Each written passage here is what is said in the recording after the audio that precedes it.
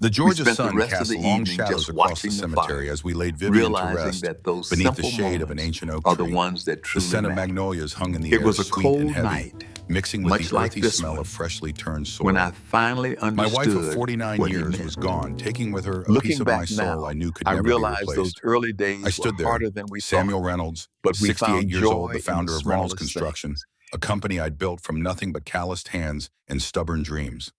The mourners had begun to drift away, murmuring condolences as they departed, leaving behind only family and the closest of friends. That's when I noticed it. The cold, calculating look in my daughter-in-law Laura's eyes as she stared at Vivian's portrait. Not a hint of grief or respect, just the predatory gaze of someone mentally tallying assets and opportunities. Next to her stood my son Richard, his face a mask of appropriate sorrow, though I'd begun to wonder in recent months how much of it was genuine and how much was performance. Behind them, my grandson Tyler, 21 years old and glued to his smartphone, had barely looked up during the entire service. 3 generations of the Reynolds family, and only one of us seemed to be genuinely mourning. David Chen, my attorney and friend of 30 years, approached and placed a gentle hand on my shoulder. It was a beautiful service, Samuel. Vivian would have approved. I nodded, unable to speak past the lump in my throat. David understood, but then he'd been there through it all. The lean years when Reynolds Construction was just a dream, the boom times when we expanded across 3 states, the celebrations and the setbacks. He and his wife had shared countless dinners with Vivian, and me had watched our children grow up alongside their own. When you're sad, he said quietly, we should talk about what comes next. I knew what he meant, the company, the legacy, the vultures already circling, waiting to pick at the bones of what Vivian and I had built. Tomorrow, I promised him, after the reception. The reception was held at our home, a sprawling farmhouse-style residence on the outskirts of Atlanta. It wasn't ostentatious. Neither Vivian nor I had ever been impressed by displays of wealth, but it was solid, comfortable, and filled with 49 years of memories. As I moved through the rooms accepting condolences from friends and employees, I couldn't help but reflect on the empire we had constructed. Reynolds Construction had grown from a 2-man operation into one of Georgia's premier building companies, with projects ranging from affordable housing communities to sleek office towers that had helped reshape Atlanta's skyline.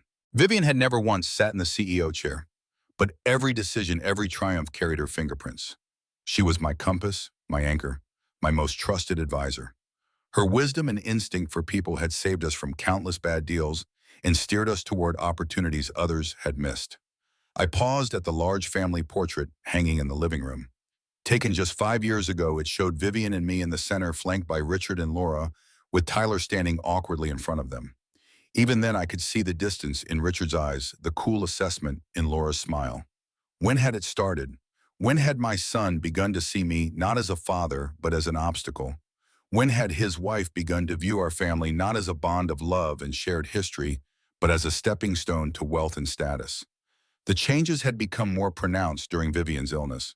As pancreatic cancer slowly claimed her, their visits grew shorter. Their questions less about her comfort and more about company finances, property deeds, and succession plans. They were waiting, biding their time. I wasn't blind to it, and neither was Vivian. She saw it all with the clarity that sometimes comes to those preparing to leave this world. 3 days after the funeral had happened, we gathered in the boardroom of Reynolds Construction headquarters downtown. Floor-to-ceiling windows offered a panoramic view of the Atlanta skyline buildings that our company had helped to create, reaching toward the clouds. The long mahogany table gleamed under the recessed lighting, the empty chair to my right, a painful reminder of Vivian's absence. Laura arrived precisely on time, perfectly coiffed in a designer pantsuit that probably cost more than my first truck. Richard followed a step behind his shoulders, slightly hunched, as if carrying an invisible weight. Tyler slouched in last, his attention firmly fixed on his phone screen. Samuel, Laura began, her voice coated with a false sweetness that set my teeth on edge. We know how difficult this must be for you. Vivian's passing is a tremendous loss for all of us. She paused, waiting for someone to agree. The silence stretched. But the company needs to move forward. She continued, sliding a thick folder across the table. The board is anxious. It's time for you to rest and let Richard take over, as we've discussed for years. I hadn't discussed any such thing, but I let that slide. These are the transfer documents, she explained as the folder came to rest in front of me. It's all very straightforward. You'll sign over your controlling shares in the CEO position to Richard. We've also drafted a motion to give Tyler a seat on the board upon his graduation. Richard cleared his throat. Dad, it's the right thing to do. It's what Mom would have wanted. At the mention of Vivian, something hard and cold settled in my chest. I looked at my son, searching for the boy I'd once known, the one who had followed me around construction sites with a little yellow hard hat, asking questions about every beam and bolt. That boy was gone, replaced by this stranger who couldn't even meet my eyes. Is that what your mother would have wanted, son? I asked quietly. Laura's patience snapped.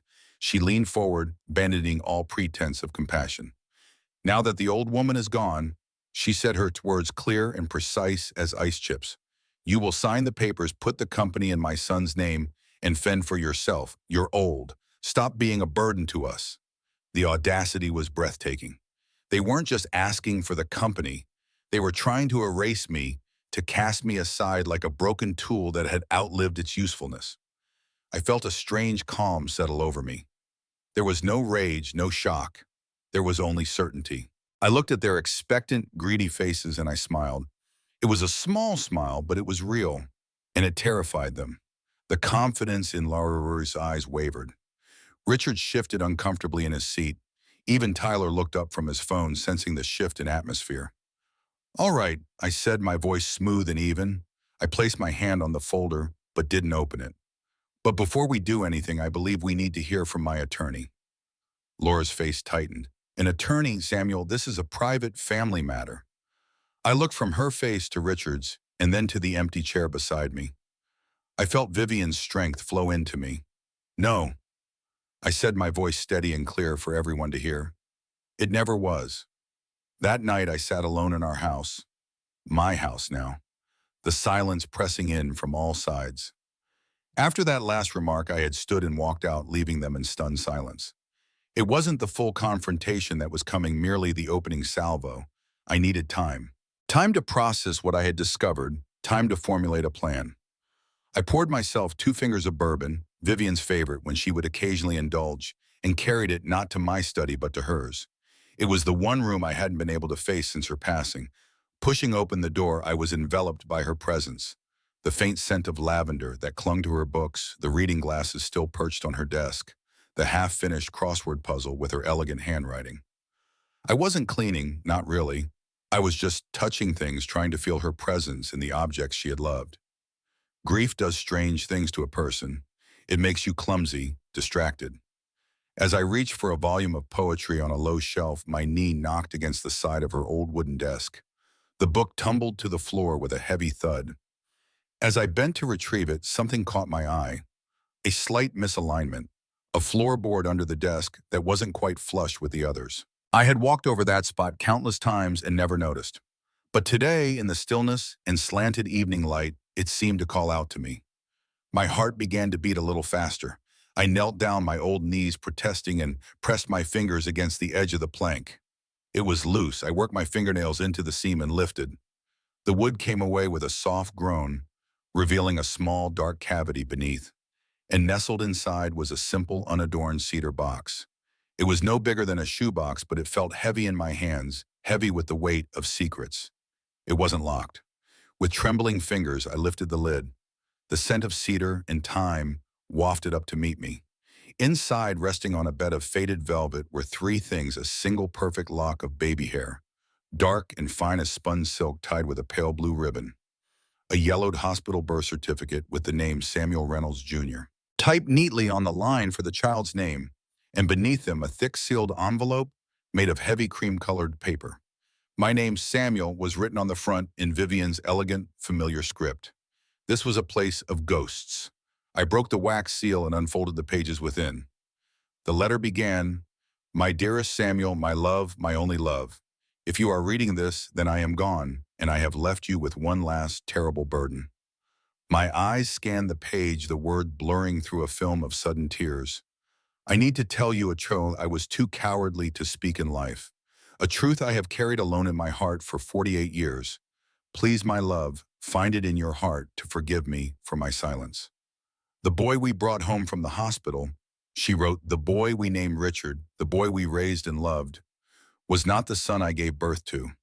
Our son, our Samuel Jr., was born with a weakness in his lungs.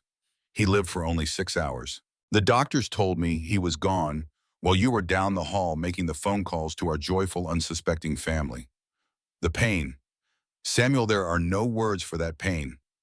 My hands shook so violently I had to place the letter on the desk to continue reading. From the room next to mine, I could hear another baby crying strong and healthy. A nurse, a kind woman named Clara, came to me.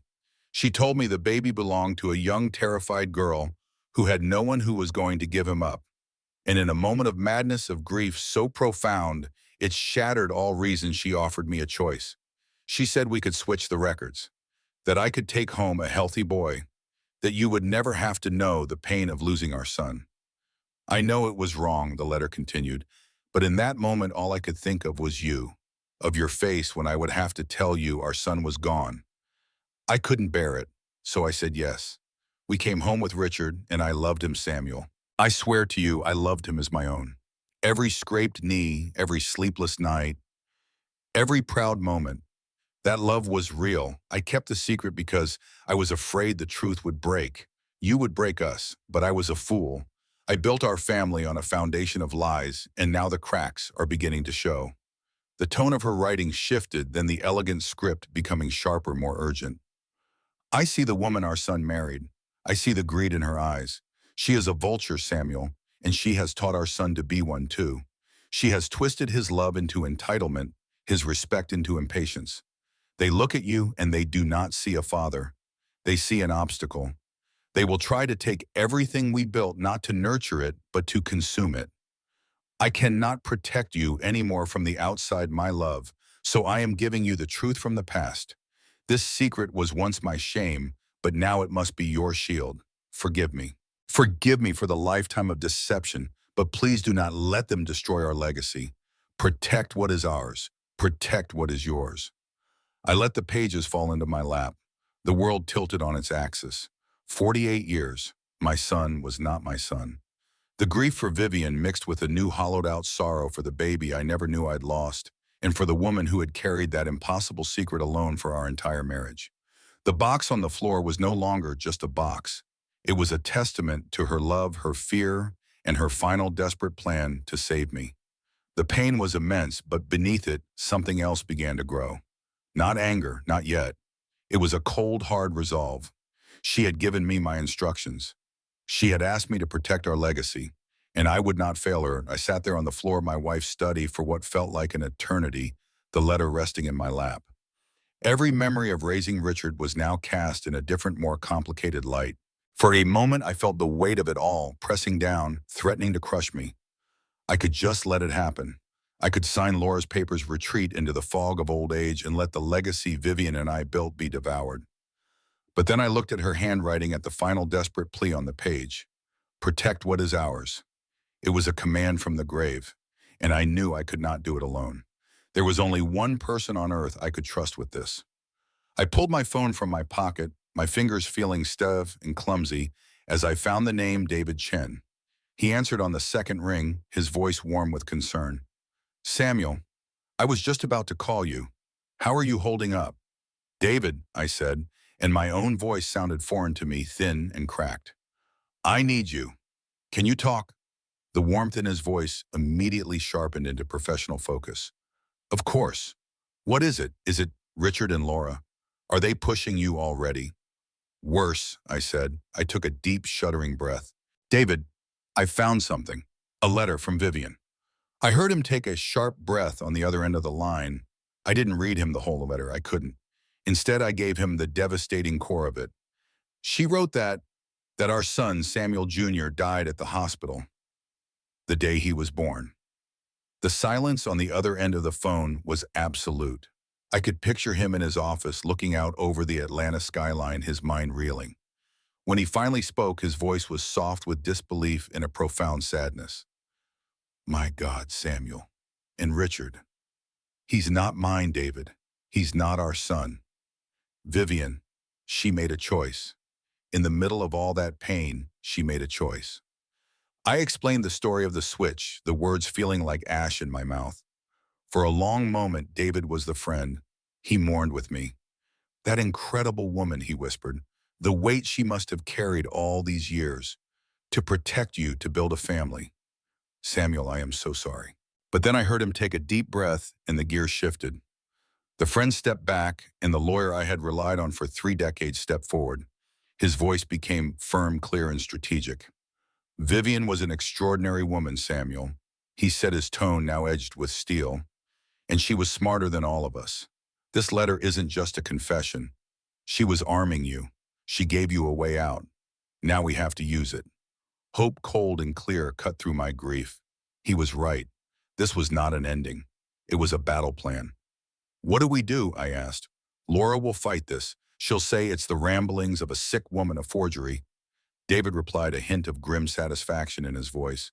Which is why the letter is our map, not our weapon. Our weapon has to be irrefutable science. We need a DNA test, Samuel, a legally admissible one. I asked how we could possibly manage that without raising suspicion. Leave it to me, David said. Hospital records are kept for decades. Richard had his tonsils out when he was 8. I'm willing to bet the hospital still has tissue samples archived. We can get a court order for that and use your own medical records as a baseline. It will be clean, quiet, and undeniable. The plan was taking shape, a path forward through the wreckage. And the other part, I asked, my voice barely a whisper. Her real son. I'll hire a private investigator first thing in the morning, David said without hesitation. The best. Someone who specializes in finding people who don't want to be found. Vivian gave us a data hospital and the circumstances of the birth mother. It's a needle in a haystack after almost 50 years, but it's not an empty haystack. We can find him, Samuel. By the time I hung up the phone, the world felt different again. The grief was still there, a permanent resident in my heart, but the crushing weight of helplessness was gone. It had been replaced by a cold, hard purpose. Vivian had not left me alone. She had left me a shield, a sword, and a trusted general to help me wield them. My next meeting with Laura and Richard would not be a surrender. It would be an ambush. I just needed to let them walk a little deeper into the trap. After the call with David, my grief felt different. It was still a vast, empty space in me, but now it had a purpose. It was no longer just a weight, but a weapon I was learning to wield. The next day, I did something I hadn't done in weeks. I drove out to our biggest active construction site on the south side of the city. I needed to feel the ground shake with the rumble of heavy machinery.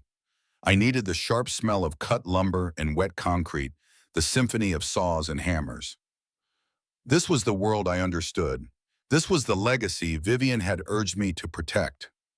I didn't go to the project manager's trailer. I just walked the site, my old work boots feeling natural on the uneven, muddy ground. I needed to see the bones of the building to remember what it was all for. That's when I saw him. Michael Hayes. He was standing in the middle of a heated discussion with 2 contractors, both of them twice his age and a good 50 pounds heavier. There was a problem with a shipment of steel beams, the wrong gauge delivered, threatening to throw the whole schedule off by a week. It was a situation ripe for a shouting match, for blame to be thrown around like scrap metal. But Michael wasn't shouting. He was listening. He had the blueprints unrolled on the hood of a dusty pickup truck, his finger tracing the specifications. He was calm, his voice even, but firm. He wasn't accusing the contractors. He was walking them through the problem, pointing to the order form, then to the beams on the flatbed truck.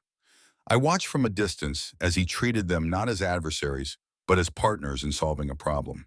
He spoke with a quiet authority that had nothing to do with his title and everything to do with his competence. He knew his stuff inside and out. After a few more minutes of tense negotiation, he proposed a solution, rerouting a different shipment from another one of our sites to cover the immediate need while the supplier corrected their mistake. It was smart, efficient, and it allowed the contractors to save face. As the 2 older men walked away grumbling, but ultimately agreeing, Michael turned to one of the nearby foremen. "Hey, Mike," he said, his whole demeanor softening. "How did your daughter's piano recital go?" The foreman grinned. "She nailed it, boss. Thanks for asking." That was Michael. He saw the work, but he also saw the people. In that moment, the contrast between him and Richard was a physical pain in my chest. I thought of my son, who would have delegated the problem to someone else, or worse, thrown a tantrum and threatened legal action, alienating everyone. I walked over as Michael was rolling up the blueprints. He saw me and his face broke into a respectful smile. "Mr. Reynolds, I didn't know you were coming out today. I needed to smell some sawdust, son," I said, clapping him on the shoulder. "I saw how you handled that. That was good work." He just nodded, a little embarrassed by the praise. "They're good men. Just a supplier mistake. We'll make up the time." We talked for a few minutes about the project, about timelines and budgets. Then I asked him about the affordable housing wing of the complex, the part of the project that the board at Laura's urging had tried to cut. How was that part coming along? His eyes lit up. The professional competence was replaced by a pure, unbridled passion. "It's incredible, Mr. Reynolds. We're using those new composite framing materials you approved. It's cutting our costs by 15% without sacrificing an ounce of structural integrity. That's 15% we can pour back into better insulation and community green space. These families, they're not just getting a cheap apartment. They're getting a quality home, a place to build a life." As he spoke, my mind drifted back. I remembered the day I hired him fresh out of Georgia Tech. A skinny kid in a suit that was a little too big for him, but his portfolio was brilliant and his eyes had a fire in them. I saw myself in that fire. He didn't just want to build buildings, he wanted to build communities. It was the same dream I'd had when I laid the first foundation for this company. A dream Richard, with his talk of profit margins and luxury upgrades, had never understood. I had mentored Michael, watched him grow, and felt a quiet paternal pride in the man he was becoming. I just never understood why I felt it more strongly for him than for my own son. Now, standing here in the Georgia sun with Vivian's letter feeling like it was burned into my memory, I finally knew. I put my hand on his shoulder again, my grip firm. He stopped talking and looked at me, a question in his eyes. "You've got a heart of a true builder, Michael," I said, my voice thick with emotion. "In this business, that's rarer than a perfect cost estimate. Don't ever lose that." He looked taken aback, then deeply moved. "Thank you, sir," he said. That, that means the world to me." I gave his shoulder a final squeeze and walked away, my boots leaving deep prints in the red clay. I knew then that I wasn't just fighting for a company. I was fighting for an ideal, and I had just looked its future right in the eye. 3 days later, David called. His voice was taut with excitement. "We found her, Clara Williams. She's 87 now, living in a nursing home outside of Macon. And Samuel, she remembers. She remembers everything." My heart hammered in my chest. "How soon can we see her?" "I'm already on my way to pick you up. Be ready in 20 minutes. The Magnolia Gardens Senior Living Facility was a low, sprawling building surrounded by well-tended flower beds and ancient oaks. It smelled of antiseptic and potpourri, a strange but not unpleasant combination. The administrator, after seeing David's credentials and the court order he had somehow already secured, led us to a small private garden at the back of the facility. Clara Williams sat in a wheelchair, a thin Afghan draped across her knees despite the warmth of the day. Her hair was a wispy cloud of white, her skin translucent with age, but her eyes, those eyes were sharp and alert, taking in every detail of our approach. "Mrs. Williams," David began gently, "thank you for agreeing to speak with us." She waved a dismissive hand. "When you get to be my age, young man, any break in the routine is welcome. Besides, I've been waiting for someone to come asking about that night for nearly 50 years. Her voice was surprisingly strong with the faint musical lilt of the Carolina Low Country. Her gaze fixed on me, studying my face with unnerving intensity. "You're the father, aren't you, Samuel Reynolds? The one who never knew?" I nodded, unable to speak. "I've seen you in the papers over the years, watched your company grow, followed your success." She smiled, a small, sad thing. "I'm glad of that. It makes what I did a little easier to bear." "What exactly did you do, Mrs. Williams?" David asked, his voice gentle but precise. She closed her eyes for a moment, as if gathering strength from some inner reservoir. When she opened them again, they were bright with unshed tears. "I helped a mother in pain, and I broke every ethical code I swore to uphold." She looked directly at me. "Your wife had just lost her baby, your son. He was beautiful, perfect, but his lungs, they just weren't strong enough. She was alone when it happened. You were down the hall calling family. I felt a physical pain in my chest at her words, a grief for a child I had never known. In the next room, Clara continued, there was another mother, a girl really, 17, terrified alone. Elizabeth Hayes. She had no family, no support. She'd been abandoned by the baby's father the moment she told him she was pregnant. She had decided to give the baby up for adoption. She had signed all the paperwork. She reached down beside her wheelchair and produced a worn leather journal from a small bag. I kept this against all hospital policy. My personal record. She handed it to David. The dates, the details, everything is there, including what happened next. I went to check on your wife, Mr. Reynolds. The raw grief in that room, it was like a physical force. And then I had an idea, a terrible, compassionate, unethical idea. She took a deep breath. I told your wife about the other baby, about Elizabeth. I suggested that maybe there could be a solution that would ease both their pain. You switched the babies, I said, my voice barely audible. Clara nodded, tears now falling freely. Yes, Elizabeth never saw her child. Your wife took him home, and you never knew the difference. Did you stay in touch with Elizabeth? David asked carefully. For many years. She moved to California, made a life for herself. She never had other children. Sometimes she would ask about the boy, and I would tell her what little I knew from the papers or local gossip. It gave her peace to know he was with a good family, that he was loved. Is she still alive? I asked, hope rising in my chest. Clara shook her head. No, she died in a car accident about 15 years ago. But before she died, she left me this. She reached into her bag again and pulled out another journal newer than the first. Her own record, her thoughts, her feelings, her gratitude to your wife for giving her son the life she couldn't. I took the journal with trembling hands. And the boy, my son, he was adopted by a good family, the Hayes family. They raised him well from everything Elizabeth told me. He'd be about Richard's age now, 35, 36. Michael, I whispered. Michael Hayes. Clara's eyes widened. You know him? I nodded, unable to speak around the lump in my throat. He works for me, I finally managed. Has for years. He's brilliant, kind, everything a father could hope for in a son. A smile spread across Clara's weathered face. Well, isn't that something? The universe has a strange way of setting things right, doesn't it? As we left Magnolia Gardens, the sun was beginning to set, casting long shadows across the parking lot. David was quiet as we walked to his car, the two journals tucked safely in his briefcase. That was incredible, he finally said as we pulled onto the highway. A 1 in a million chance. Your son finding his way back to you, to your company, without either of you knowing the truth. I stared out the window, watching the Georgia landscape roll by. It wasn't chance, David. It was Vivian. Somehow she knew. She always knew more than she let on. What will you do now? I thought about it for a long moment. First, we get the DNA test. We make it official, irrefutable. Then we spring the trap. And Michael, when will you tell him? That was the question that had been weighing on me since the moment I'd realized who he really was. Carefully, very carefully. This isn't just about the company anymore, David. This is about a man's entire identity, his whole understanding of who he is. David nodded thoughtfully. We should approach him before the confrontation with Laura and Richard. He deserves to hear it from you privately, not in the middle of a corporate ambush. I agreed.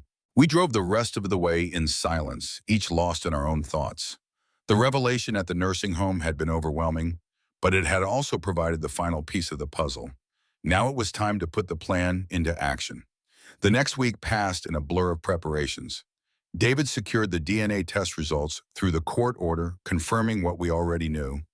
Richard was not my biological son. He also hired Jenny Morales, a private investigator specializing in adoption cases, to gather every piece of documentation we could find on Michael Hayes. Jenny was thorough and discreet. She confirmed that Michael had been adopted by James and Margaret Hayes, a childless couple from Savannah, when he was just days old. They had been loving parents by all accounts, supporting Michael's education and dreams.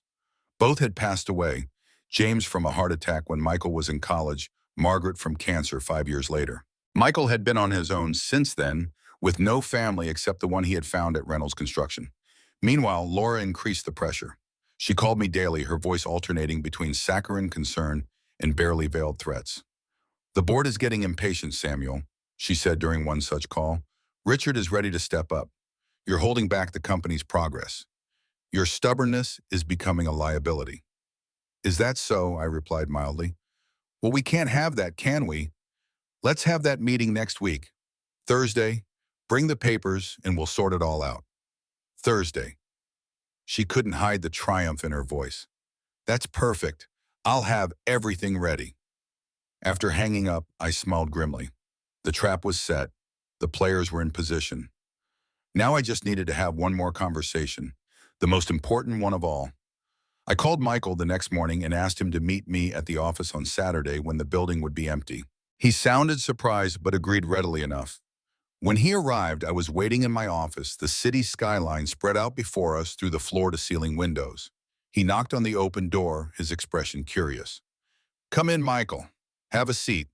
I gestured to the chair across from me. "Would you like a coffee or something stronger?" He smiled uncertainly. "Coffee's fine, sir. Is everything okay? You seem, I don't know, different." I poured us both coffee from the carafe on the credenza behind my desk. "I've been doing a lot of thinking since Vivian passed, about the company, about its future, about legacy." He nodded sympathetically. "That's natural, I think. She was such a big part of everything you built." "She was," I agreed, "and she had remarkable insight into people. She could see things the rest of us missed." I took a deep breath. This was it, the moment of truth, quite literally. "Michael, what would you say if I told you I'm considering grooming you to take over as CEO when I retire?" His coffee cup froze halfway to his lips. What, sir, what about Richard?" I waved a hand dismissively. "Richard doesn't have the heart for this business. He never did. He sees dollar signs and status, not homes and communities. You're different. You understand what we're really building here." Michael set his cup down carefully. "I'm honored, sir. Truly. But Richard is your son. This is a family company." The irony of his words nearly made me laugh out loud. Instead, I leaned forward, my elbows on the desk. "Family isn't just about blood, Michael. It's about shared values, shared vision. You and I, we see Reynolds Construction the same way. We want to build things that matter, things that last. Richard and Laura, they want to strip it for parts and sell it to the highest bidder." Michael shifted uncomfortably. "I don't know what to say, Mr. Reynolds."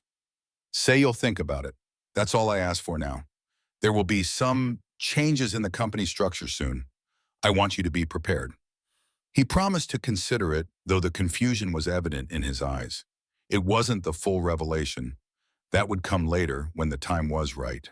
For now, I had planted the seed. I had given him a glimpse of the future I envisioned for him, for us, for the company that Vivian and I had built.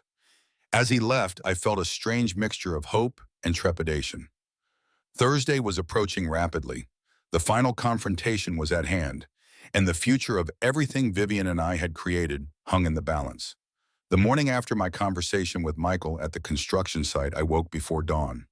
Sleep had been elusive, my mind racing with possibilities and plans. I made coffee and carried it to the back porch, watching the sun rise over the Atlanta skyline in the distance. The city was waking up, a place I had helped build brick by brick, building by building. Now I was fighting to ensure that legacy continued in the right hands. My phone rang. It was David. "I've got the DNA results," he said without preamble. His voice was tight with contained excitement. "It's official, Samuel. 0% probability that Richard is your biological son." Though I had known the truth from Vivian's letter, hearing the scientific confirmation still hit me like a physical blow. 48 years of memories. First steps, little league games, high school graduation, all built on a foundation of sand. "And the other test?" I asked, my voice barely steady. "That's the real bombshell. We compared your DNA with Michael's. We got a sample from his coffee cup after your site visit. The results show a 99.998% probability that he's your biological son." I closed my eyes, letting the enormity of it wash over me. My son, my flesh and blood, the child I never knew I'd lost, had somehow found his way back to me. "There's more," David continued. Jenny Morales has been digging into Elizabeth Hayes's past. She kept journals her entire life. Clara wasn't exaggerating. Elizabeth watched you and Reynolds' construction from afar. There are newspaper clippings, notes about company milestones. She never interfered, but she took pride in what you built. Did she know Michael worked for me? The question had been gnawing at me. No indication of that. It seems to be pure coincidence, or fate, if you believe in such things. Michael studied civil engineering because his adoptive father was a carpenter. He applied to Reynolds Construction right out of college because of your company's reputation. Elizabeth had passed away by then. I thought of Michael's passion for building his instinctive understanding of what Reynolds Construction stood for. Was it coincidence, or was it something in his blood, some intangible inheritance that had guided him back to his roots? We're ready to move forward, David said, interrupting my thoughts. Jenny has compiled all the documentation. The DNA results are certified. I've drafted Vivian's new will according to her letter's instructions, backdating it appropriately with the court's approval given the extraordinary circumstances. Everything is in place for Thursday's meeting. And legally it's airtight. I had to be sure. Laura wouldn't go down without a fight. As airtight as it can be, but the DNA evidence is incontrovertible. Elizabeth's journals provide corroborating testimony. Clara's statement has been officially recorded. Vivian's letter has been authenticated by handwriting experts. We've built a fortress, Samuel. I thanked him and hung up, staring out at the city I'd helped shape. I wondered what Vivian would think of all this. Would she approve of the path I was taking? Or would she be horrified at the inevitable pain it would cause Richard, a man she had raised and loved, as her son, regardless of biology? I'm doing what you asked, Vivian, I whispered to the morning air. I'm protecting what we built. My reverie was interrupted by another call. Laura, her name on the screen made my jaw tighten. I let it ring twice before answering, composing myself. Samuel, are you there? Her voice was cloying with false concern. I just wanted to check that we're still on for Thursday. Richard is very excited to finally take the reins. Thursday is still good, I replied, keeping my voice neutral. 11 o'clock in the main boardroom. Perfect. I've already spoken with the board members. They're all in agreement that this transition is long overdue. The smugness in her voice was unmistakable. It's really for the best, Samuel. The company needs younger leadership, fresh ideas. Richard has so many plans. I'm sure he does, I said mildly. I look forward to hearing all about them on Thursday. Oh, and one more thing, she added. We've invited the press, just the business section from the major papers. It's an important moment for Reynolds Construction after all, a changing of the guard. My blood ran cold. The press. They were planning to make a spectacle of it, to publicly usher me out the door. It was a power move designed to leave me no room to back out or negotiate. How thoughtful, I managed to say. See you Thursday, Laura. As I hung up, a grim smile spread across my face. Let them bring the press. Let them set the stage for their triumph. It would only make their downfall all the more public. The next 48 hours passed in a flurry of preparation. David and I went over every detail, anticipating Laura's possible reactions, preparing counter-arguments for every scenario. Jenny Morales continued to build our case, compiling a comprehensive timeline that connected every dot from the night of the birth to the present day. Wednesday evening, I made a decision. I called Michael and asked him to meet me for dinner at a quiet restaurant across town. This wasn't a conversation for the office. He arrived promptly at 7, dressed casually in jeans and a button-down shirt. As he slid into the booth across from me, I was struck again by how much of myself I saw in him. Not just in his features, but in his bearing, his quiet confidence. Thanks for meeting me on such short notice, I said after we'd ordered. There's something important I need to discuss with you before tomorrow's meeting.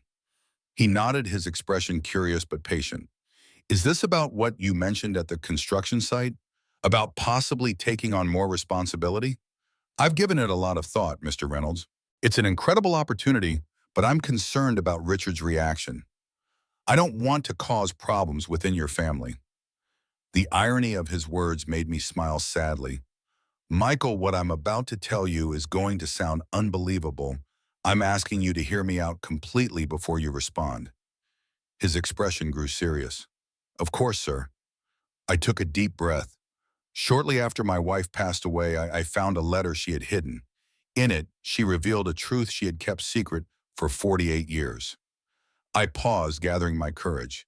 The night our son was born, there were complications. The baby, Samuel Jr., died within hours. Michael's eyes widened, but he remained silent, allowing me to continue. Vivian was devastated.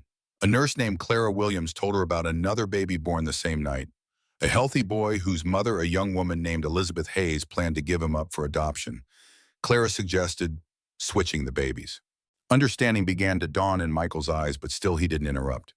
The boy we brought home, the boy we named Richard and raised as our son, was not biologically ours. I looked directly into Michael's eyes. And the boy born to us, who we thought had died, didn't die at all. He was adopted by a family named Hayes. He grew up to become an engineer, and by some miracle or cosmic joke, he ended up working for the company his biological father had built. The silence that followed was absolute. Michael sat perfectly still, his face a mask of shock. When he finally spoke, his voice was barely above a whisper. "You're saying I'm your son, your biological son." I nodded. "We've confirmed it with DNA testing." "There's no doubt, Michael." He ran a hand through his hair, his expression cycling through disbelief, confusion, anger, and a dozen other emotions I couldn't name. I can't, how can this be true?" He looked at me, searching my face as if seeing it for the first time. "My parents, the people who raised me, they never said anything about this." "They likely didn't know the full truth," I explained gently. "From what we've learned, the adoption was legal on their end. They adopted a baby they were told was given up voluntarily by his mother. They had no reason to suspect anything unusual." Michael was silent again, processing. I could see the engineer's mind in him, methodically examining each piece of information, testing it for structural integrity. "You have proof of this?" he finally asked. "Yes, DNA tests, witness testimony from the nurse who facilitated the switch journals from your biological mother, Elizabeth Hayes, and Vivian's letter. David Chen, my attorney, has compiled everything. I can show you all of it." He nodded slowly. "I'd like to see it. All of it." He looked up at me, his eyes suddenly vulnerable. "Who else knows about this?" "Only David Jenny Morales, the investigator who helped us piece this together, and Clara Williams. No one else. Not Richard, not Laura, not yet. And you're planning to tell them tomorrow at the meeting?" "Yes, Laura and Richard are expecting to take control of the company. They've been pushing me out for months, growing increasingly aggressive since Vivian passed. What they don't know is that Vivian's actual will, drawn up in her final months, stipulates that her shares of the company go to her direct bloodline heir, which, as it turns out, is you, not Richard." Michael stood suddenly, pacing the small private dining room. "This is too much. It's like something out of a movie, not real life." "I know it's overwhelming," I said, "and I'm sorry to drop this on you so abruptly, but events are moving quickly, and I wanted you to hear it from me privately before tomorrow's confrontation." He stopped pacing and looked at me. "What exactly is going to happen tomorrow?" I explained the plan, how David would present the evidence, how Vivian's will would be revealed, how the press Laura had invited would bear witness to her own undoing. Michael listened intently, his expression troubled. "And Richard, what happens to him?" The question touched me. Even in the midst of his own shock, he was concerned about the man who had unknowingly taken his place. "Vivian provided for him," I assured him, "a monthly stipend enough to live comfortably. She may not have been his biological mother, but she raised him and loved him. She wouldn't leave him with nothing. But he loses the company, his identity, his understanding of who he is." Michael's voice was soft. "I know what that feels like. I'm experiencing it right now." I hadn't expected such empathy, such immediate understanding of Richard's position. It made me respect Michael even more. "Yes, he does," I admitted, "and it will be painful for him. But Richard doesn't love the company, Michael. He never has. He sees it as a cash cow, a status symbol. Laura has spent years pushing him to take control, not because he wants to build, but because she wants the power and money that comes with it." Michael nodded slowly, absorbing everything. "I need time to process this, to think." "Of course," I said, reaching across the table to place a hand on his arm. Take all the time you need. Just be at the meeting tomorrow. You don't have to say anything. You don't have to accept anything. Just be there. He promised he would, and we parted ways, the food on our plates barely touched. As I watched him walk to his car, shoulders slightly hunched under the weight of revelations, I wondered if I had done the right thing. If Vivian had done the right thing. If any of us ever really know the consequences of the choices we make. Thursday morning arrived with an unseasonable chill in the air. I dressed with care, a charcoal suit Vivian had always said brought out the silver in my hair, a blue tie she had given me for our last anniversary, armor of a sort. David picked me up at 9, his own attire equally formal. In the back seat of his car was a sleek leather briefcase containing the documents that would change all of our lives forever. Nervous, he asked as we drove down in town. Beyond nervous, I admitted, but also ready. It's time for the truth, however painful it might be. We arrived at Reynolds Construction headquarters at 10:30, deliberately early. I wanted to be seated at the head of the table when Laura and Richard arrived, a subtle power move in the chess game about to unfold. The boardroom was prepared just as I had instructed. Water pitchers filled notepads at each seat, blinds open to let in the morning light. Vivian's chair to my right remained empty as always, a silent tribute to the woman whose legacy we were fighting to protect. At 10:50, Michael arrived. He looked as if he hadn't slept, but his eyes were clear and determined. He nodded to me, took a seat halfway down the table, and opened his laptop as if this were any ordinary meeting. At precisely 11 o'clock, the door swung open. Laura entered first, resplendent in a designer suit the color of blood, her blonde hair swept into a severe chignon. Richard followed a step behind, handsome in a navy suit, but with the slightly lost expression he'd worn since childhood. Behind them came Tyler, still glued to his phone, and 3 men I recognized as journalists from the Atlanta business press. Samuel, Laura greeted me, her smile not reaching her eyes. How lovely to see you looking so formal today. Her gaze swept over David, then Michael, her expression souring slightly. I wasn't aware this would be such a crowded meeting. It seemed appropriate given the importance of the occasion, I replied mildly. Please everyone take a seat.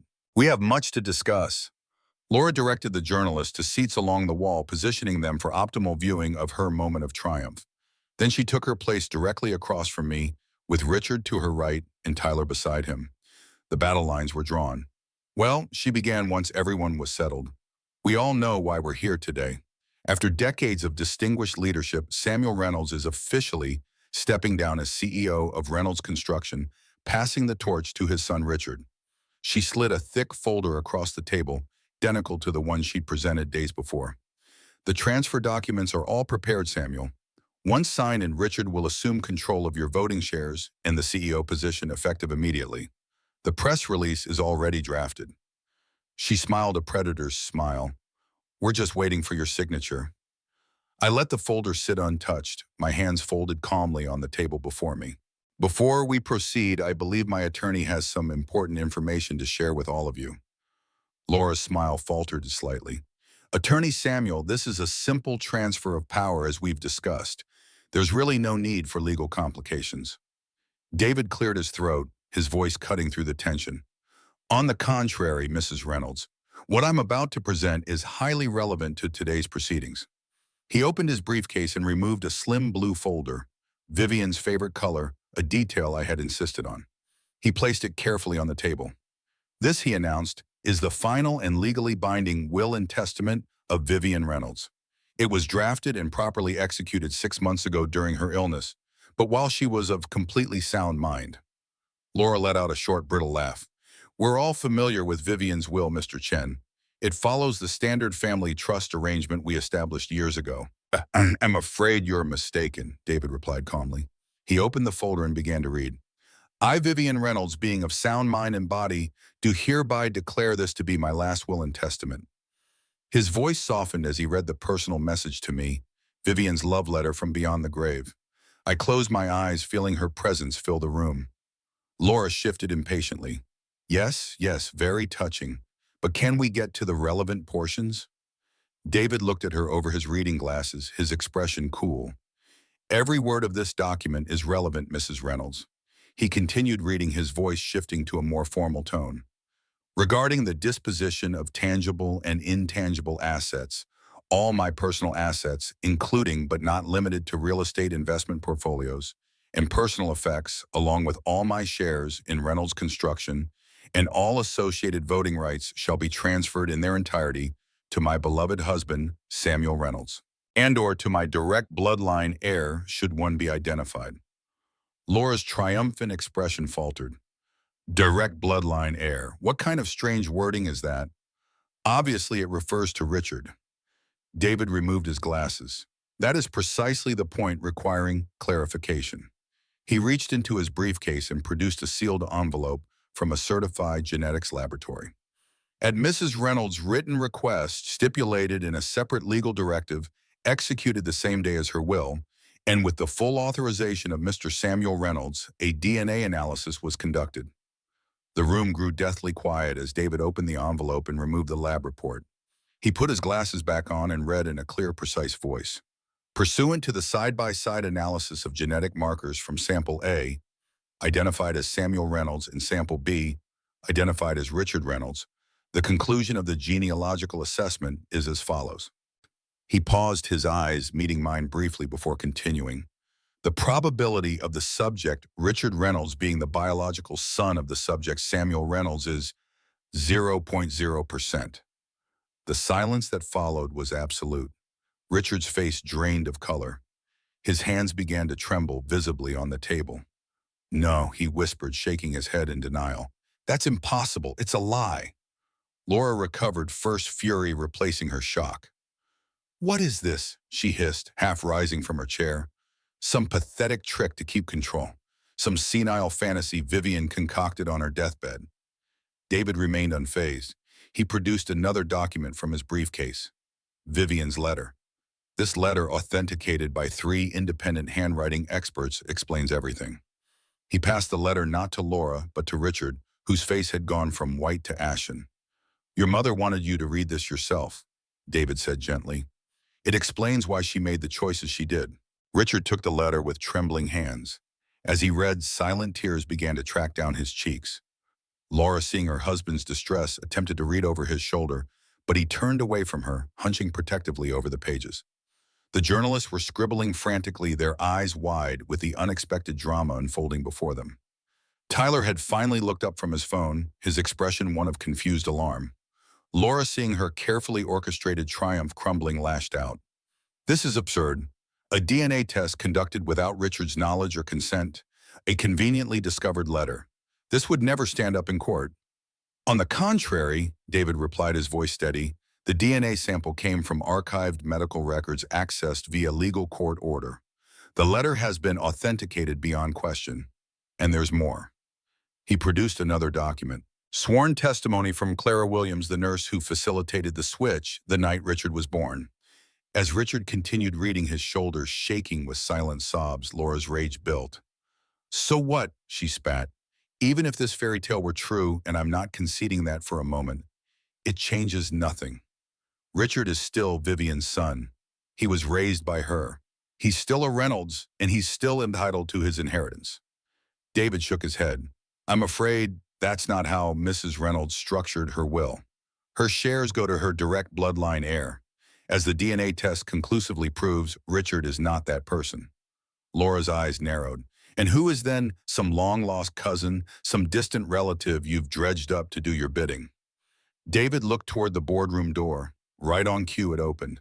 The room fell silent again as all eyes turned to the doorway. Michael Hayes stood there, his expression a mixture of determination and discomfort. He had changed from earlier now, wearing a suit that emphasized his resemblance to me, a resemblance I had somehow never fully noticed until now.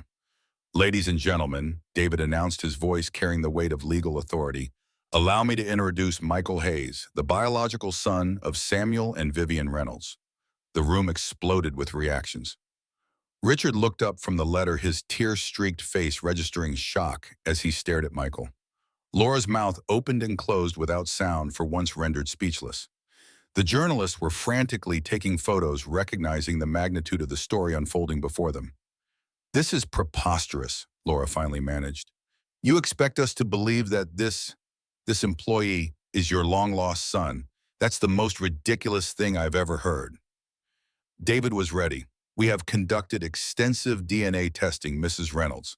The results are conclusive. Michael Hayes is without any doubt the biological son of Samuel and Vivian Reynolds. He produced another document, the second DNA report. The probability of paternity is 99.998%. Furthermore, we have located and verified the records of Michael's birth and subsequent adoption. His biological mother, Elizabeth Hayes, kept detailed journals throughout her life documenting the circumstances of his birth and her decision to give him up for adoption. Michael stepped fully into the room but remained standing, his gaze moving between me and Richard, his biological father, and the man who had unknowingly taken his place. Richard had set the letter down, his expression hollow with shock. "It's true," he said, his voice barely audible. "Mom, she explains it all here. Our baby died. She was alone. A nurse offered her another baby, Michael, whose mother was giving him up for adoption. She couldn't bear to tell Dad about our loss, so she brought me home instead." Laura rounded on him. "You can't possibly believe this nonsense. They're trying to steal your birthright." Richard looked at her, really looked at her, perhaps for the first time. "It's not nonsense, Laura. I can see it now. I've always felt like I didn't belong, like I was an imposter in my own family. Dad and we've never connected the way he does with Michael. Now I know why." Laura's face contorted with fury. She turned to me. She snarled. "You orchestrated this whole thing. You couldn't stand the thought of retiring, of letting go, so you invented this fiction." I shook my head, speaking for the first time since the revelations began. "I didn't invent anything, Laura. Vivian left me the truth and the means to uncover it. She saw what you were doing to her family, to her company. She knew you would try to take everything we built, not to nurture it, but to strip it for parts." I stood slowly, commanding the room's attention. "Richard is not my biological son, but Vivian and I raised him, and we loved him. He will be provided for as Vivian wanted." I looked at Richard, whose gaze was fixed on the table. "A monthly stipend enough to live comfortably for the rest of your life." Laura scoffed. "A stipend when he should have had control of a multi-million-dollar company? This is elder abuse fraud. We'll fight this in court." David cleared his throat. "I wouldn't advise that, Mrs. Reynolds. The evidence is irrefutable. Furthermore, challenging this will only result in more public exposure of the facts that the press is already documenting." He nodded toward the journalists who were furiously recording every word. "The will is clear," David continued. "The shares go to the direct bloodline heir, Michael Hayes. Should you choose to contest this in court, you would only be prolonging the inevitable at great financial and personal cost." Tyler, who had been watching the drama unfold with increasing alarm, suddenly stood. "This is messed up," he announced to no one in particular. "I'm out of here." He stormed from the room without a backward glance, the first to abandon the sinking ship. Laura watched him go, her expression hardening. She turned back to me, her voice dripping with venom. "This isn't over, Samuel, not by a long shot." "Actually, Laura," I said calmly, "it is." I looked at Richard, feeling a complex mixture of emotions, sorrow for the pain he was experiencing, regret for the years of disconnection, but also a firm resolve that this was necessary. "Richard, I'm sorry it came to this, truly, but the company was never your passion. You know that as well as I do." Richard looked up, his eyes red-rimmed but surprisingly clear. "You're right," he said quietly. "It was always Laura's obsession, not mine. I just wanted your approval." And the simple honesty of his statement hit me like a physical blow. Despite everything, despite the revelations and the hurt, there was a kernel of truth there that I couldn't deny. I had always held him at a distance, never fully embraced him as a son. Perhaps some part of me had always sensed the truth. "I'm sorry, Richard," I said again, meaning it more deeply than I could express. "For everything." Michael, who had been silent throughout, finally spoke. "Mr. Reynolds, Richard, for what it's worth, I'm sorry too. I had no idea. No part in any of this. I came to this company because I admired what it stood for, what it built." Richard looked at him, really looked at him, taking in the face of the man who should have had his life. There was no hostility in his gaze, just a profound weariness. "It's not your fault," he said. "None of this is." Laura had been watching this exchange, her fury building with each word. Enough of this maudlin nonsense, she snapped. Richard, we're leaving. Now our attorneys will be in touch. She grabbed her purse and stood. Richard didn't move. No, Laura. She froze. What did you say? I said no. His voice was quiet but firm. I'm done following your lead. Done being pushed around. This is a sign, a chance to figure out who I really am, not who you or anyone else wants me to be. Laura stared at him in disbelief. You can't be serious. You're choosing them over me, over us.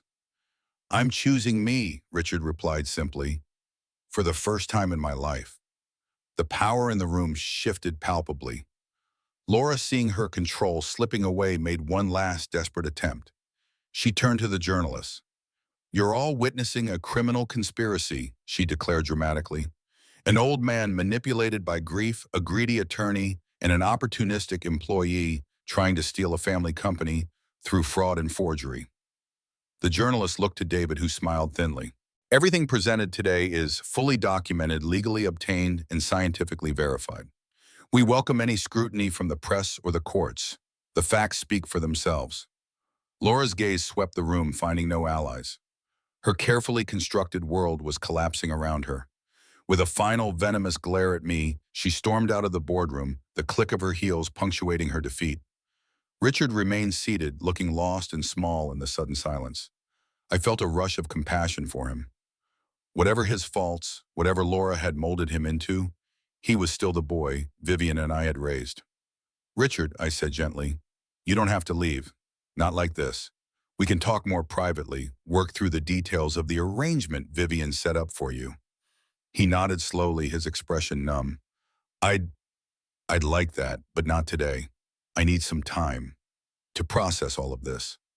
Of course, I agreed. Take all the time you need. The journalist, sensing that the dramatic confrontation had concluded, approached David with questions. He expertly fielded them, providing the facts without sensationalism, guiding the narrative that would inevitably appear in tomorrow's business section. As the room gradually emptied, only Michael, Richard, and I remained. Three men connected by blood secrets and a company built on both. The silence between us was heavy with unspoken words and unanswered questions.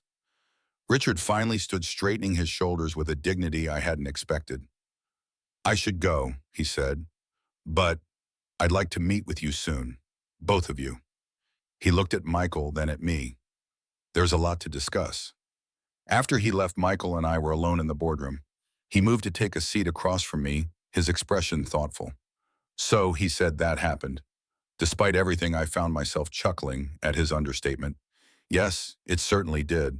What now, he asked, looking around the boardroom as if seeing it for the first time.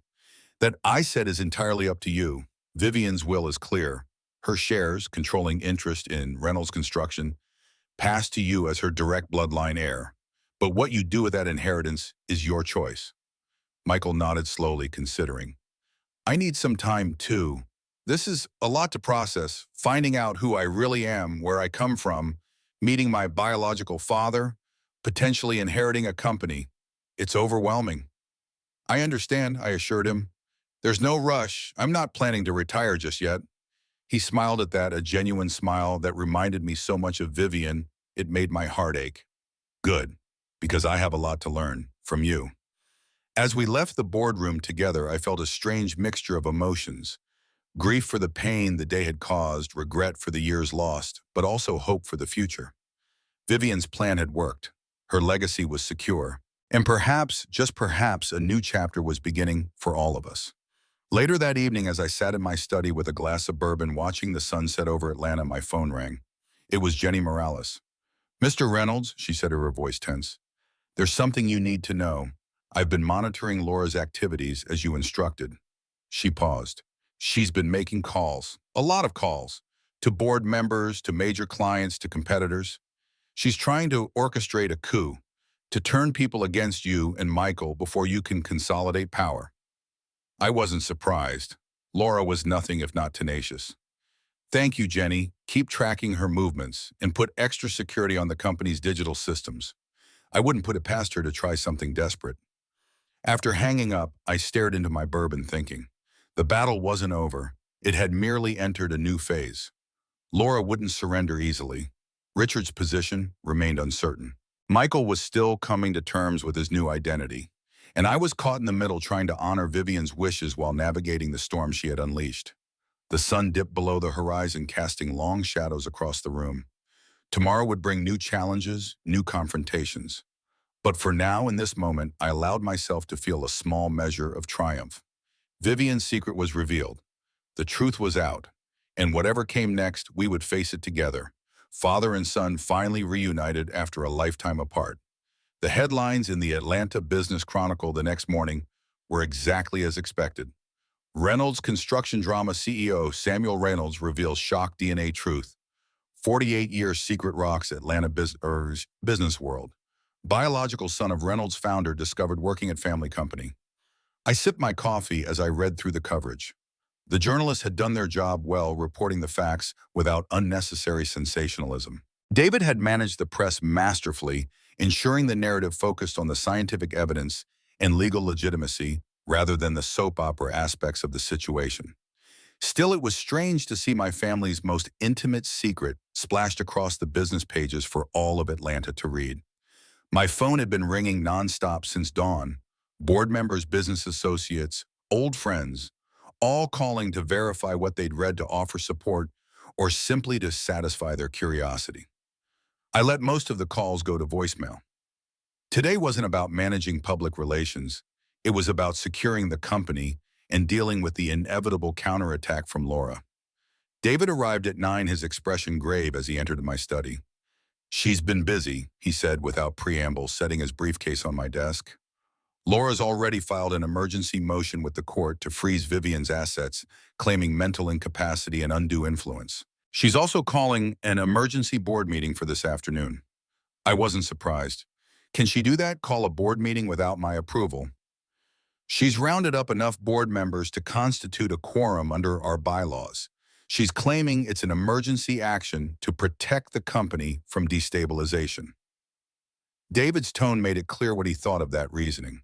And the court motion, it's on shaky ground. We have Vivian's medical records showing she was mentally competent when she drafted the will. Plus the DNA evidence is irrefutable. But it will tie things up for a while, which I suspect is her real goal. Buy time, create uncertainty, try to rally support.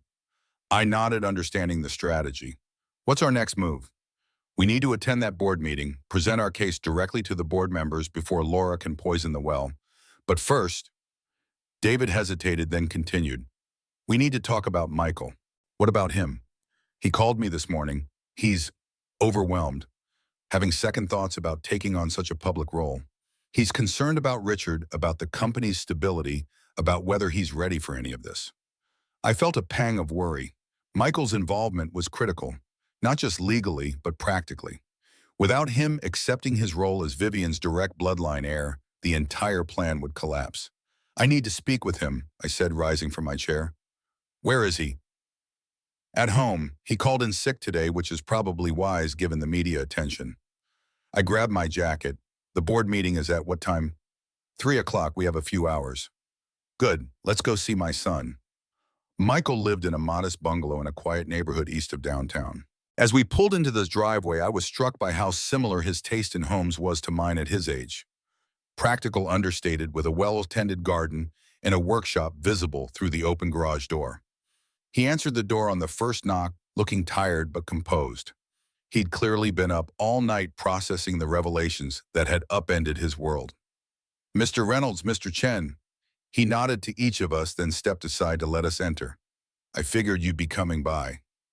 The interior of his home reflected the man, orderly, unpretentious, with carefully chosen furnishings that emphasized comfort over style.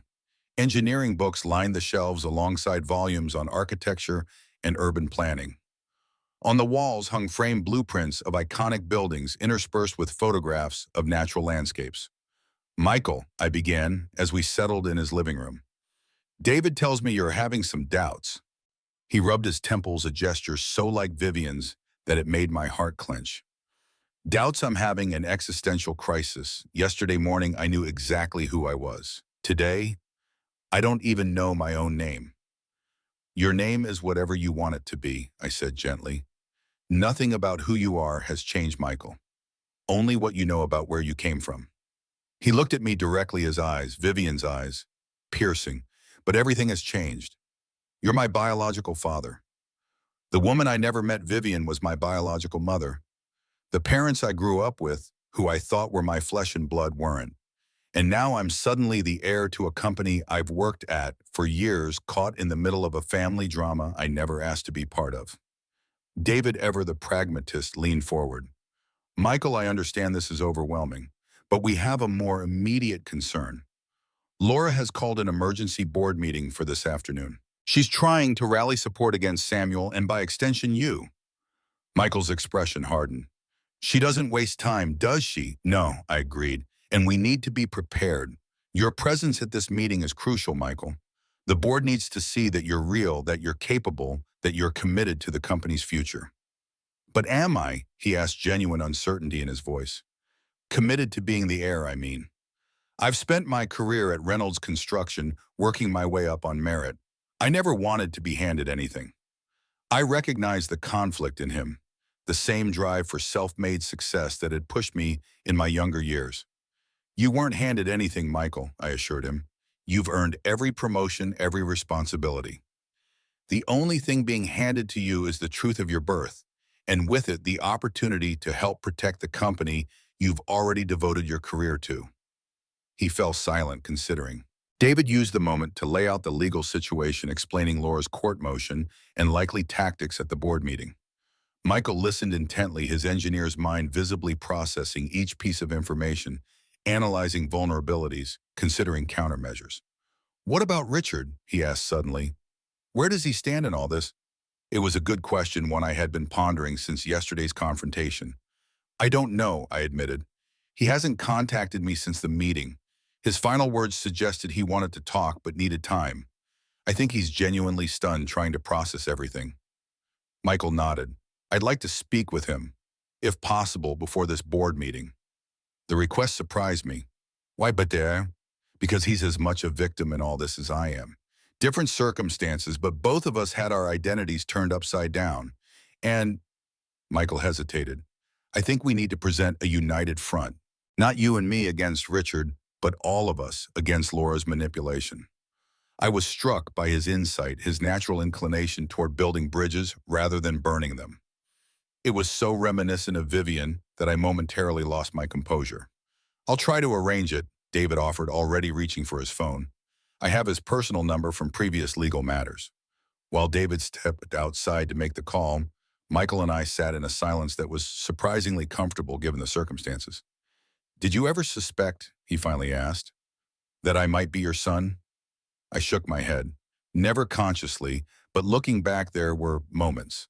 Times when I felt a connection to you that seemed stronger than just professional respect. When I'd see something in your approach to a project that reminded me of myself at your age. But I never put it together. How could I? He nodded, understanding. I used to dream about my birth parents, when I was a teenager. I'd make up stories about who they might be, why they gave me up. But as I got older, those fantasies faded. My adoptive parents were good people. They loved me, supported me. They were my real parents in every way that mattered. They sound like remarkable people, I said sincerely. I'm grateful to them for raising you to be the man you are. They would have liked you, Michael said with a sad smile. Dad was a craftsman, built furniture by hand. He loved talking about materials, about creating things that would last. And Mom, she was the practical one, always making sure the bills got paid, that I did my homework. They were a good team. David returned, his expression cautiously optimistic. Richards agreed to meet him. He suggested a neutral location, Piedmont Park by the lake, in an hour. Michael stood immediately. I'll get ready. As he left to change clothes, David turned to me. This is unexpected. I thought Richard would be firmly in Laura's camp by now. I think we all underestimated him, I replied, including Laura. She saw him as a puppet, a tool to get what she wanted. But his reaction yesterday, that was a man finding his backbone for the first time. David nodded thoughtfully. Well, let's hope he keeps it for the board meeting. Having Richard on our side, or at least not actively against us, would completely undermine Laura's position. An hour later, we arrived at Piedmont Park. The spring day was perfect, cherry blossoms in full bloom, the lake shimmering under the midday sun. Richard was already there, sitting alone on a bench overlooking the water, dressed casually in jeans and a light sweater, a stark contrast to his usual business attire. He looked up as we approached, his expression unreadable. I hung back slightly, allowing Michael to take the lead as he had requested. "Richard," Michael greeted him, extending his hand. "Thank you for meeting us." Richard stood, hesitating only briefly before shaking Michael's hand. It seemed necessary. His gaze flickered to me, then back to Michael. "This is still surreal. Looking at you now, I can see it. The resemblance to Samuel. I'm still getting used to it myself," Michael admitted. Richard gestured to the bench and they both sat. I remained standing with David, giving them space for this extraordinary conversation. "I've been up all night," Richard began, staring out at the lake, "reading Mom's letter over and over, trying to make sense of everything. 48 years of believing one thing about myself only to discover it was all built on a necessary lie." "I can't imagine what you're feeling," Michael said, his voice gentle. "But I want you to know I don't see this as a competition. I'm not trying to take your place or erase the relationship you had with Vivian and Samuel." Richard turned to look at him directly. "But legally, that's exactly what's happening. Mom's will makes it clear her shares go to her direct bloodline heir. That's you, not me.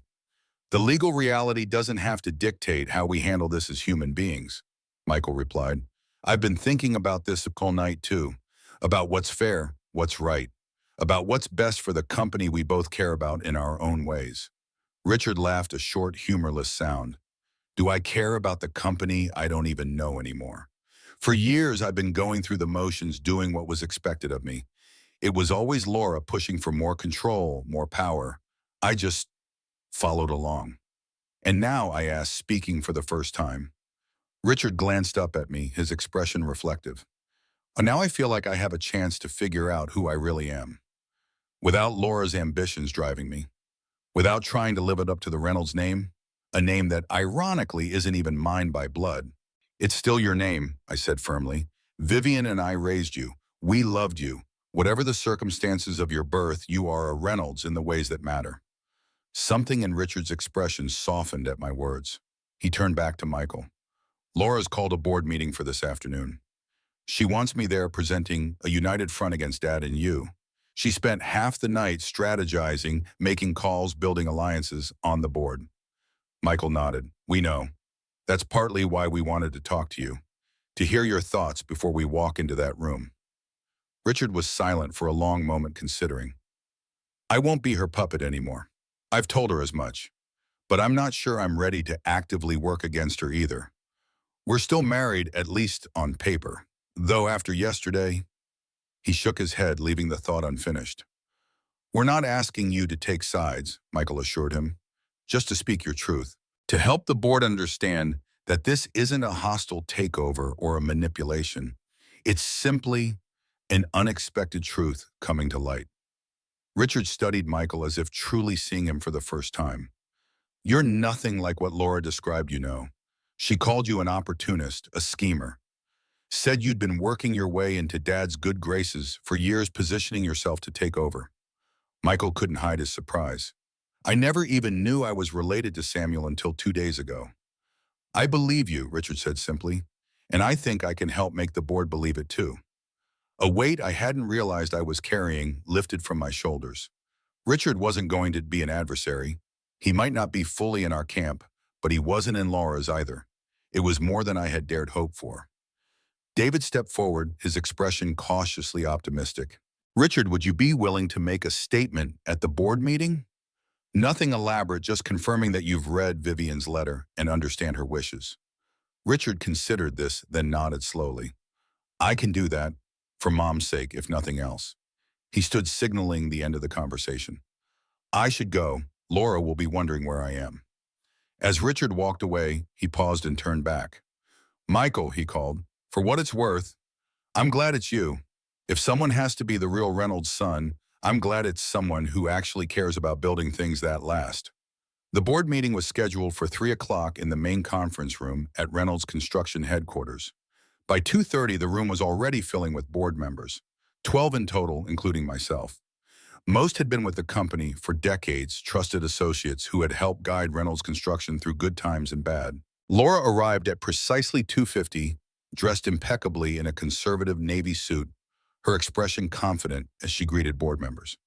If she was surprised to see me already seated at the head of the table, she didn't show it. What did catch her off guard was Richard entering just behind her, choosing to sit halfway down the table rather than beside her at the opposite end. At 2:55, Michael arrived with David.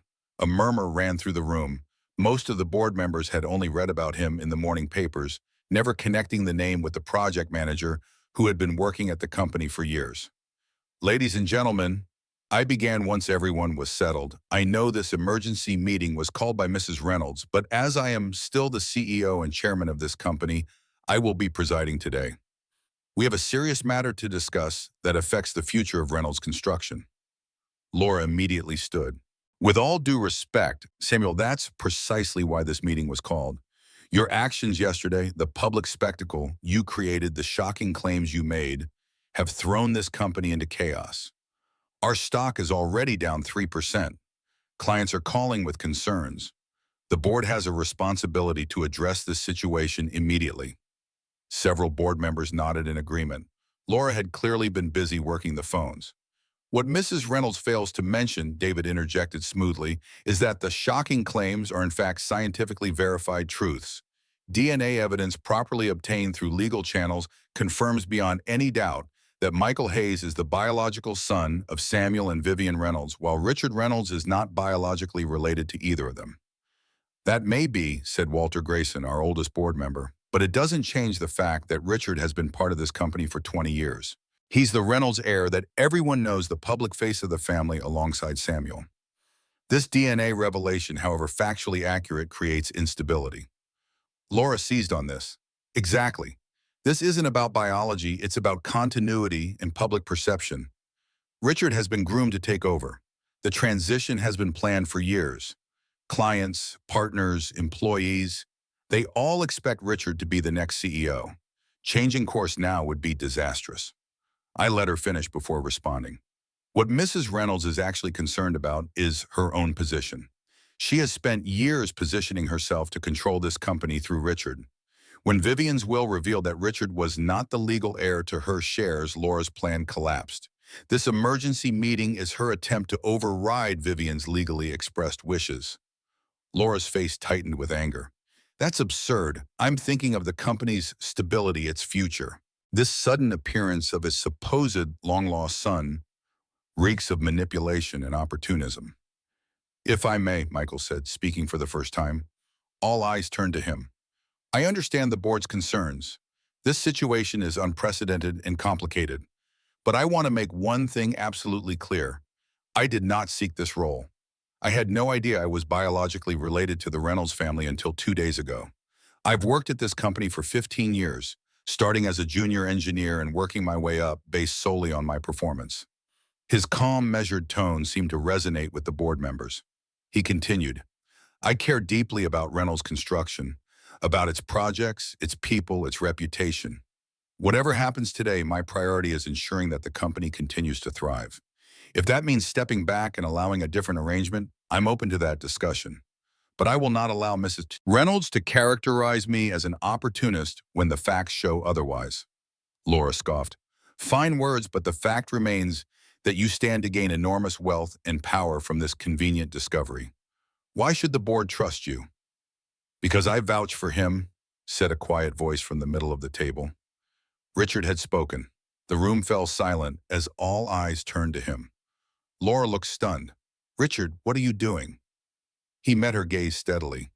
Speaking the truth, Laura, something you might want to try. He turned to address the board. I've read my mother's letter. I've seen the DNA evidence. There's no question that Michael is my parents' biological son, and I am not. It was a shock, yes, but my mother's wishes are clear. Her share should go to her direct bloodline heir, Michael Hayes. Laura's face flushed with anger. Richard, you can't be serious. You're throwing away everything we've worked for, everything you're entitled to. Entitled to, Richard repeated, his voice stronger now. That's always been your focus, hasn't it? What you're entitled to through me. Never what's best for the company or for me or for anyone but yourself.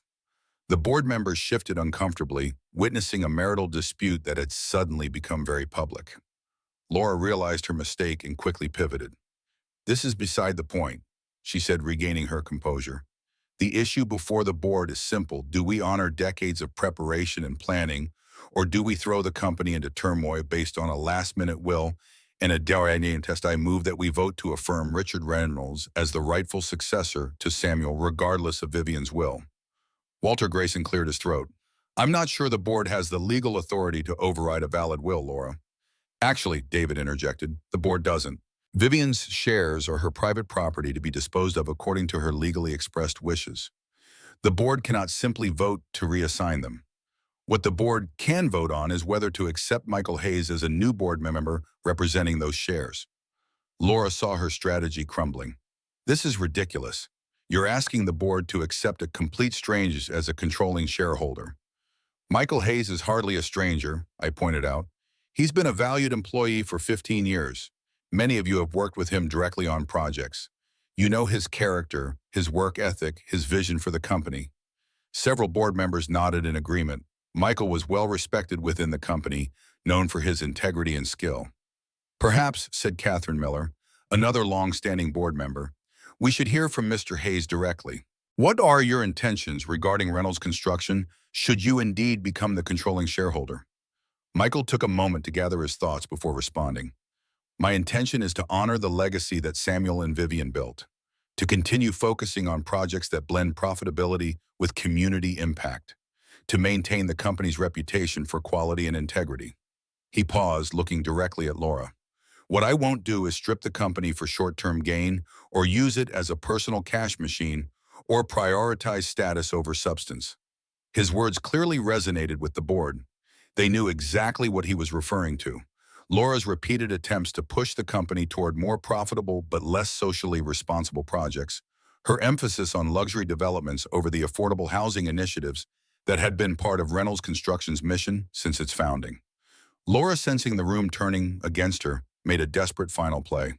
"This is all very touching, but it doesn't change the legal reality. Until the court rules on my motion to freeze Vivian's assets, nothing can be decided. I suggest the board take no action until the legal situation is clarified."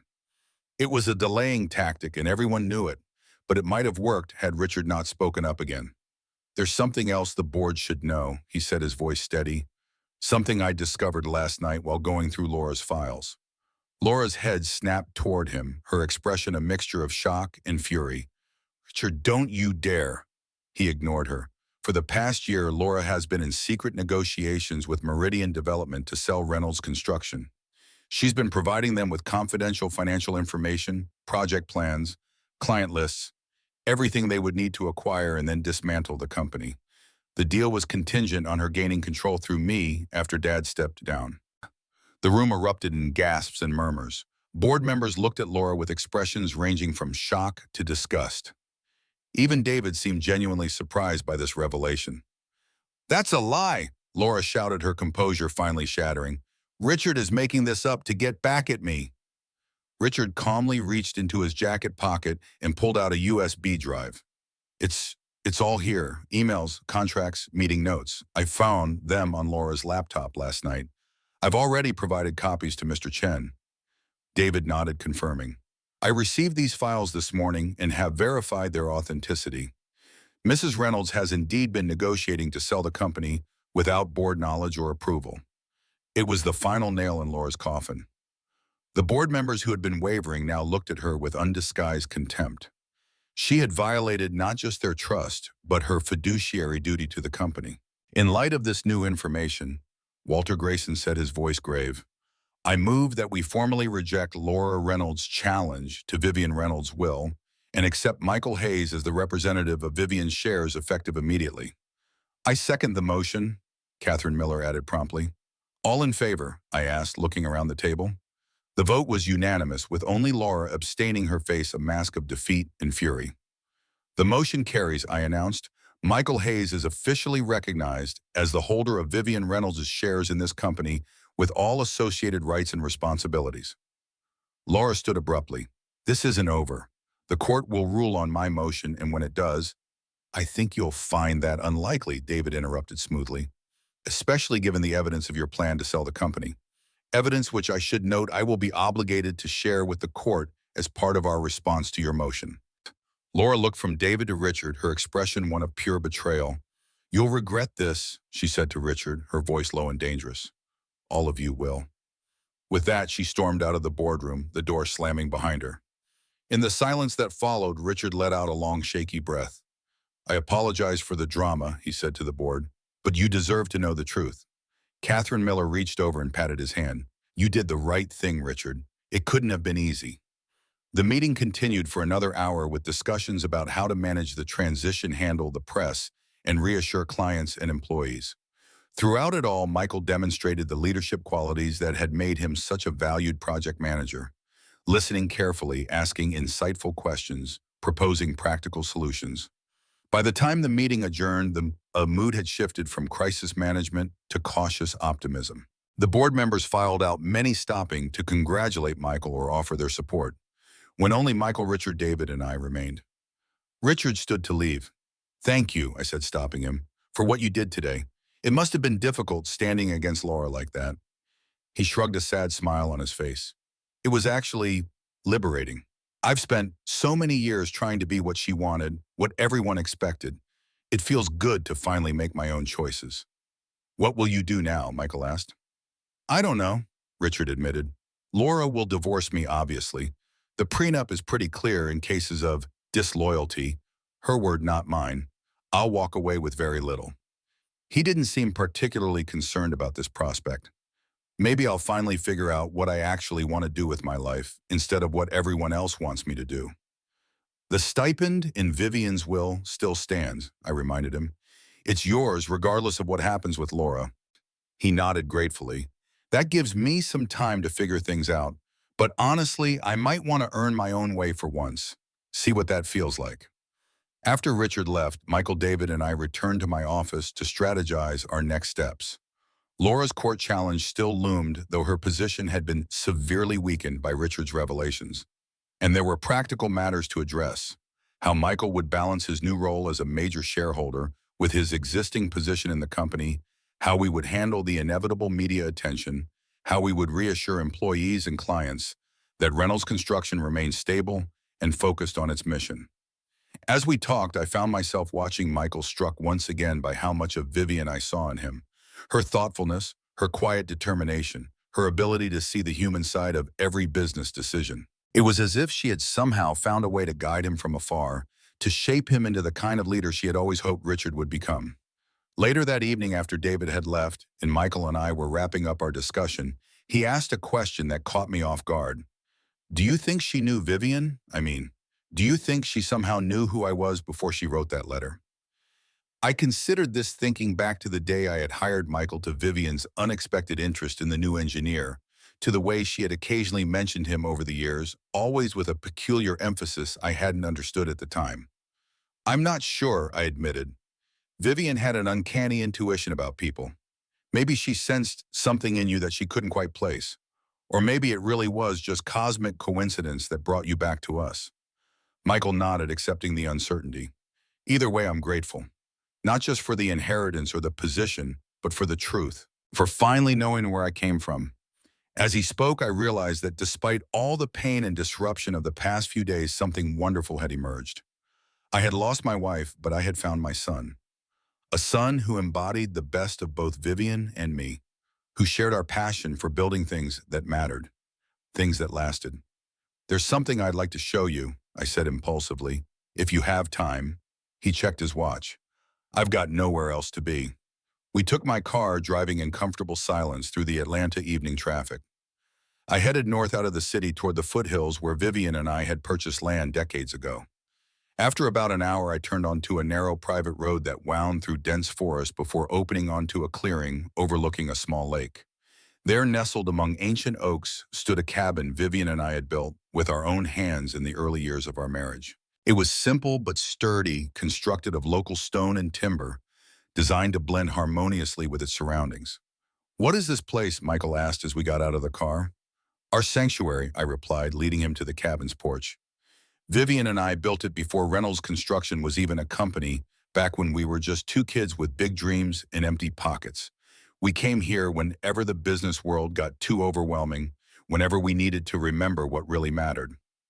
I unlocked the door and led Michael inside.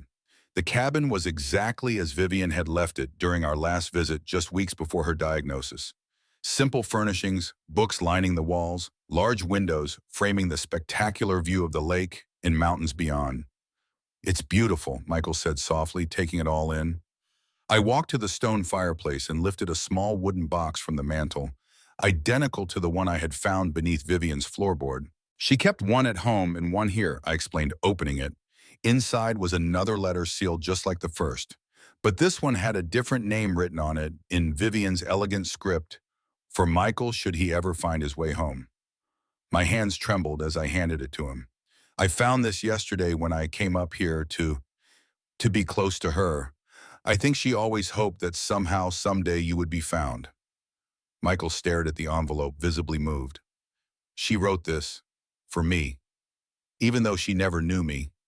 She was your mother," I said simply. "In her heart, she always knew you were out there somewhere." He carefully broke the seal and unfolded the pages within. As he read, tears began to stream down his face. I moved to give him privacy, stepping out onto the porch to watch the sunset paint the lake in shades of gold and crimson. Sometime later, the cabin door opened, and Michael joined me on the porch. His eyes were red, but there was a peace in his expression that hadn't been there before. "She asked for my forgiveness," he said, his voice rough with emotion, "for the choice she made, for the years that we lost. But there was nothing to forgive. She did what she thought was right in an impossible situation." I nodded, unable to speak past the lump in my throat. "She also asked me to take care of you," Michael continued, smiling slightly, "to make sure you don't work too hard, to remind you to enjoy the sunset now and then. She said you tend to forget that part." A laugh escaped me, mingled with a sob. She knew me too well. We stood in silence for a while, watching as the last light faded from the sky and stars began to appear bright and clear in the mountain air. "I'd like to bring my family here sometime," Michael said finally. "My wife, my daughters, if that would be okay with you." I hadn't known he had a family. In all our years working together, he had kept his personal life separate from the office. "You have daughters." He nodded, a proud smile spreading across his face. "Two, Emma is 12, Lily is 9. They're going to be amazed to discover they have a grandfather." The word grandfather hit me with unexpected force. Not only had I found a son, but grandchildren as well. A family I never knew. I had branches of a tree I thought had ended with Richard. "I'd like that very much," I said, trying to keep my voice steady. "To meet them. To, to be their grandfather if they'll have me." "They'll love you," Michael assured me. "Emma's already talking about being an engineer. And Lily, she's got Vivian's eyes. I see that now." As we stood there on the porch of the cabin Vivian and I had built so long ago, I felt her presence all around us. In the structure itself, in the beauty of the setting she had loved, in the son who had somehow found his way back to us, and in the granddaughters I had yet to meet. The legacy she had fought so hard to protect wasn't just Reynolds Construction, though that was part of it. It was this family connection continuity. The things we build that truly last aren't made of concrete and steel, but of love and shared purpose, of values passed from one generation to the next. "We should head back," Michael said, eventually glancing at his watch. "It's getting late." "Actually," I suggested, "why don't we stay? There's food in the pantry, fresh linens in the closet. We could build a fire, talk some more. There's so much I want to know about you, about your life, so many years to catch up on." Michael considered this, then smiled, a genuine, unguarded smile that transformed his face. "I'd like that, and first thing in the morning I should call Sarah, my wife. She's probably read the papers by now, wondering what on earth is going on." "Tell her," I began, then paused, searching for the right words. "Tell her I'm looking forward to meeting the woman who helped raise my granddaughters." As we went back inside, I felt a sense of peace I hadn't experienced since Vivian's death. The path forward wouldn't be simple. There were still legal battles with Laura ahead, challenges in integrating Michael into his new role at the company, the complex work of building relationships with family members who had been strangers just days ago. But for the first time, I wasn't facing that future alone. I had found my son, or rather, he had found me. Against all odds, across decades of separation, we had come full circle. And I knew with a certainty that defied rational explanation that Vivian was smiling down on us both. The next morning, as the sun rose over the lake, Michael and I sat on the porch with mugs of coffee, continuing the conversation that had lasted deep into the night. We had discovered so many connections, so many parallel paths in our lives. His passion for sustainable architecture that mirrored my early focus on environmental building practices, his dedication to mentoring young engineers that echoed my own approach to leadership. I've been thinking, he said, watching an osprey circle above the lake, about the company name. Reynolds Construction, I prompted. He nodded. It seemed right to keep it, not just for continuity in the marketplace, but because, well, it's who I am now, a Reynolds by blood, if not by upbringing. You could hyphenate, I suggested. Hayes Reynolds. Honor both sides of your heritage. He considered this, then smiled. Maybe. Or maybe just Reynolds is enough. The Hayes part of me is still there in everything I do and the values my parents instilled in me. I don't need the name to honor that legacy. As we drove back to Atlanta later that morning, plans taking shape for introducing Michael to the company in his new role, for meeting his family, for moving forward together, I thought about the mysterious ways life unfolds, how loss can lead to discovery, how endings can become beginnings, how the truest legacy we leave is not in buildings or bank accounts, but in the lives we touch and the values we pass on. Vivian had known this all along. Her final gift wasn't just the truth about our son, but the reminder that the heart's legacy is what truly endures. And now, against all odds, that legacy would continue stronger than ever before.